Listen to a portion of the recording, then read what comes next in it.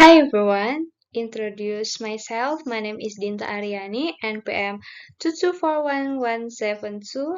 I'm from Management 22B. Here, I will present the material about startup opportunity.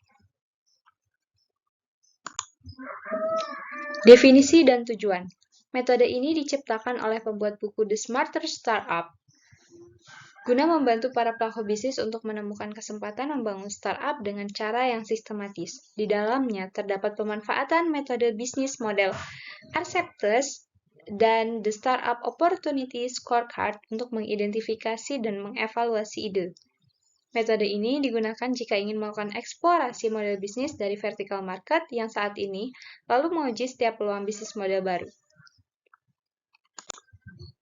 Variabel startup. Customer.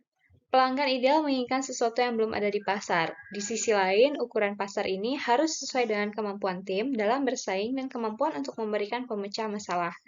Yang kedua, produk. Produk yang baik akan menjadi respon langsung terhadap kebutuhan atau keinginan pelanggan. Jika nilai produk sangat sesuai dengan solusi baru tim, alasan untuk membeli akan menjadi lebih menarik. Yang perlu dipertimbangkan adalah dari segi biaya dan kemudahan solusi untuk digunakan dan dipahami penggunanya. Yang ketiga, timing. Setiap pasar memiliki siklus hidup alam yang didorong oleh inovasi dan keadaan. Penting bagi tim untuk mampu mencari permintaan pasar atau minat baru pada sesuatu yang tidak mungkin dilakukan beberapa tahun yang lalu. Yang keempat, competition. Agar tidak terpinggirkan dalam berkompetisi, tim perlu menghindari persaingan yang mendorong kompresi margin, komoditasi, dan konsolidasi pasar. Carilah pasar yang tidak efisien di mana masih memiliki peluang untuk berkecimpung dan menemukan cara untuk membangun keunggulan kompetitif yang berkelanjutan. Finansial. Dalam menciptakan produknya, tim perlu mencari peluang yang memaksimalkan keuntungan tanpa menimbulkan risiko modal berlebih. Mulailah dengan harga yang murah. Tim. Tim berdiri bukan karena adanya peluang bisnis yang bagus, sehingga tim akan berhasil. Tim perlu memiliki keunggulan kompetitif yang melekat terhadap usaha yang dibangun sekaligus, memiliki pengetahuan yang mendalam, keterampilan teknis untuk menyampaikan dan mengakses mitra dan sumber daya utama. Langkah penggunaan. Yang pertama, temukan bisnis model Arceptipus dari startup yang akan dibuat. Mengidentifikasi spektrum atau kepribadian bisnis fundamental sebagai bahan pertimbangan saat mendefinisikan model bisnis. Terdapat 3 model archetypes utama, yaitu perdagangan, produk, dan jasa, dan 4 model archetypes sekunder, yaitu tiap-tiap kombinasi yang mungkin muncul dari model archetypes utama. Yang kedua, mengidentifikasi ide bisnis yang diterapkan untuk setiap model archetypes horizontal di semua pasar vertikal. Yang ketiga, startup heuristik. 6 dinamika pasar yang merupakan seperangkat dampak yang diketahui perlu dipertimbangkan sebagai faktor sukses yang dapat digunakan untuk mengevaluasi potensi ide. 6 dinamika pasar tersebut kemudian menjadi variabel yang dipergunakan dalam mengisi skor pada evaluation matrix. Yang keempat, evaluasi matrix. Evaluation matrix membandingkan antara ide-ide bisnis yang dirumuskan oleh tim dan skor yang diberikan terhadap 6 dinamika pasar dasar yang ada atau horizontal. Pemberian skor tersebut dimaksudkan untuk membandingkan kelemahan dan kekuatan dari peluang ide-ide bisnis untuk direalisasikan sehingga memudahkan pengambilan keputusan. Customer segment. Definisi segmen pelanggan. Segmen pelanggan adalah pembagian pasar menjadi kelompok-kelompok yang lebih kecil berdasarkan karakteristik atau kebutuhan yang serupa. Ini melibatkan identifikasi atribut seperti demografi, geografi, psikografis, atau perilaku untuk membagi pelanggan menjadi segmen-segmen yang berbeda. Jenis segmen pelanggan. Yang pertama, demografi. Segmen pelanggan berdasarkan karakteristik seperti usia, jenis kelamin, pendapatan, dan pendidikan.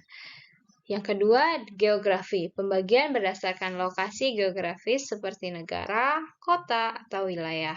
Yang ketiga, psikografis. Segmen pelanggan berdasarkan gaya hidup, nilai-nilai, minat, atau kepribadian. Perilaku. Pembagian berdasarkan pola pembelian dan perilaku konsumen, seperti frekuensi pembelian atau merek yang disukai. Siklus hidup pelanggan, pembagian berdasarkan tahapan siklus hidup pelanggan seperti pelanggan baru, setia, atau tidak aktif. Kriteria bisnis, segmen pelanggan bisnis berdasarkan industri, ukuran perusahaan, atau tujuan bisnis.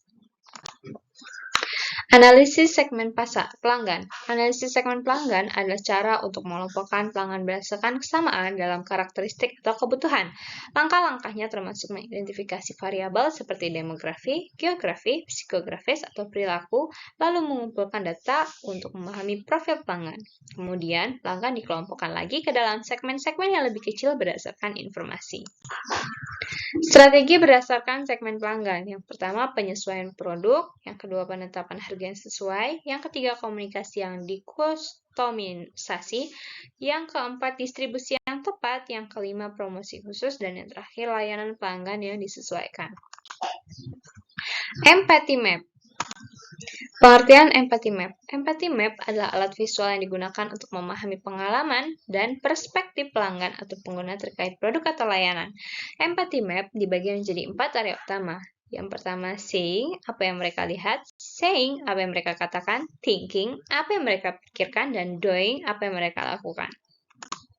Manfaat Empathy Map. Yang pertama, memahami pelanggan dengan baik. Empathy Map membantu tim memahami emosi, kebutuhan, dan motivasi pelanggan secara mendalam. Yang kedua, mengarahkan strategi pemasaran. Dengan wawasan dari Empathy Map, perusahaan dapat menyusun strategi pemasaran yang lebih tepat sasaran. Yang terakhir, mendorong inovasi. Empathy Map membantu mengidentifikasi peluang inovasi dengan memahami perspektif pelanggan. Elemen Empathy Map ada 4. Yang pertama, seeing, melihat, saying, mengatakan, thinking, memikirkan, dan doing, melakukan. Design Thinking. Design thinking adalah metode untuk mengidentifikasi dan menyelesaikan masalah. Ia berorientasi pada kebutuhan pengguna dan menciptakan solusi yang inovatif dan efektif. Design thinking meliputi proses seperti analisis konteks, penemuan dan pembingkaian masalah, pembuatan ide dan solusi, berpikir kreatif, menguji sketsa dan menggambar, pembuatan model, dan membuat prototipe, menguji dan mengevaluasi. Tahapan design thinking. Yang pertama, empati, yaitu memahami pengguna dan mendengarkan dan mengamati untuk memahami kebutuhan, masalah, dan konteks pengguna secara mendalam. Definisi masalah. Mendefinisikan masalah secara spesifik berdasarkan pemahaman tentang penggunaan dan tantangan yang dihadapi. Ideasi, menghasilkan beragam ide kreatif untuk menyelesaikan masalah yang telah didefinisikan. Prototyping, membangun prototipe atau model sederhana dari ide-ide untuk diuji dan dievaluasi. Yang terakhir, testing, mengujikan prototipe kepada pengguna untuk mendapatkan umpan balik, kemudian melakukan iterasi dan perbaikan. Manfaat design thinking. Yang pertama, lebih memahami pengguna sehingga kita bisa membuat produk atau layanan yang lebih sesuai dengan kebutuhan mereka. Menghasilkan ide-ide baru, bekerja sama secara efektif dalam tim, melihat masalah secara menyeluruh dan menemukan solusi yang lebih baik, dan yang terakhir menguji ide-ide dan pengguna untuk mendapatkan umpan balik langsung. Scamper. Scamper adalah metode kreativitas yang membantu menghasilkan ide-ide baru dengan menggunakan 9 pendekatan berbeda. Metode ini dirancang untuk memicu ide-ide inovatif dalam berbagai konteks, seperti dalam bisnis atau pembelajaran. Tujuan Scamper. Tujuan dari Scamper adalah untuk menghasilkan inovasi dengan cara memikirkan pertanyaan-pertanyaan ini dan menetapkan pendekatan-pendekatan kreatif ini terhadap produk atau ide yang sudah ada. Elemen-elemen Scamper.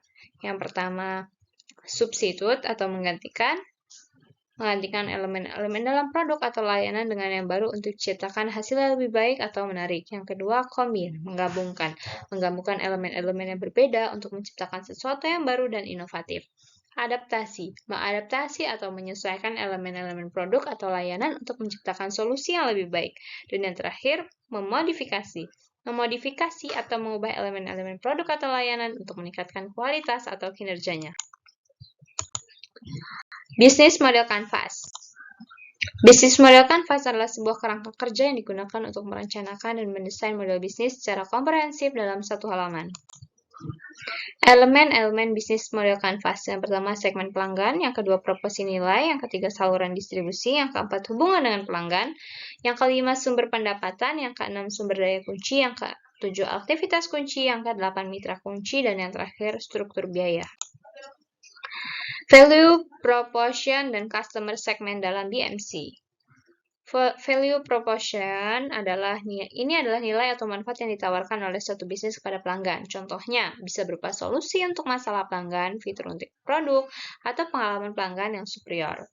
Yang kedua, customer segment. Ini adalah kelompok pelanggan dengan karakteristik atau kebutuhan serupa yang dilayani oleh bisnis.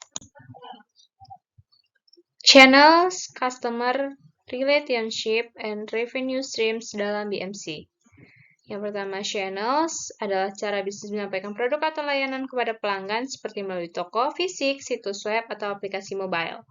Yang kedua, customer relationship. Customer relationship adalah bagaimana bisnis membangun hubungan dengan pelanggan, misalnya melalui layanan pelanggan atau komunikasi langsung. Yang ketiga, revenue streams. Revenue streams adalah cara bisnis menghasilkan pendapatan dari produk atau biaya layanan yang ditawarkan kepada pelanggan seperti penjualan langsung atau biaya berlangganan. Key research. Sumber daya kunci adalah segala hal yang dibutuhkan oleh bisnis untuk beroperasi dengan baik, seperti fasilitas, peralatan, keahlian karyawan, dan teknologi.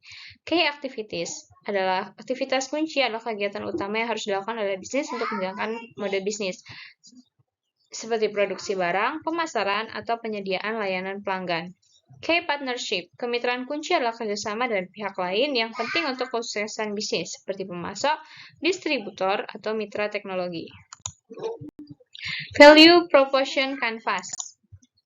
Value proposition canvas merupakan sebuah alat yang membantu dalam memahami produk atau jasa secara mendalam, serta kebutuhan konsumen untuk menciptakan nilai sesuai dengan kebutuhan mereka. Komponen Value Proposition Canvas. Customer job dalam Value Proposition Canvas mencakup tugas, masalah, atau keinginan yang ingin ditangani dan diselesaikan oleh pelanggan. Sementara, Value Proposition menciptakan nilai bagi konsumen dengan menawarkan produk dan ide-ide terbaru untuk meningkatkan manfaat dan mengurangi masalah. Penggunaan Value Proposition Canvas dalam bisnis. Value Proposition Canvas digunakan untuk mengatur apakah suatu produk atau jasa sesuai dengan kebutuhan konsumen, memahami kebutuhan dan keinginan pelanggan secara menyeluruh, serta sebagai landasan dalam membenahi produk atau jasa agar lebih menarik. Mungkin itu saja yang dapat saya sampaikan, kurang lebihnya saya mohon maaf. Saya akhiri, wassalamualaikum warahmatullahi wabarakatuh.